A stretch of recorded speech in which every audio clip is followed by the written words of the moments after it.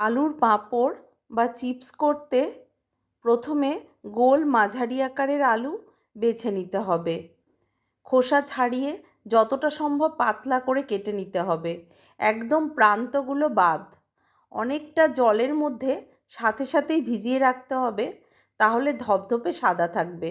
জল থেকে তুলে জলের মধ্যে বেশ খানিকটা নুন দিয়ে আলুর টুকরোগুলোকে দিয়ে একবার ফোটার ভাব এলেই জলটা ছেঁকে নিতে হবে। হলুদ ইচ্ছে খুশি মতন দিলে দেওয়াও যায়, না দেওয়াও যায়। সারাদিন রোদ পাবে এমন জায়গায় পরিষ্কার কাপড় পেতে একটা একটা করে মেলতে হবে। এটার কিন্তু কোনো শর্টকাট নেই। এক রোদেই খটখটে শুকনো হয়ে যাবে।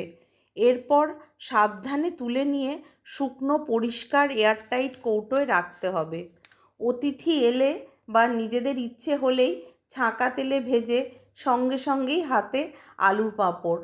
আমার নিজের কাছে সুবিখ্যাত ব্র্যান্ডের চিপসের থেকে অনেক অনেক বেশি ভালো লাগে এই আলুর পাঁপড়।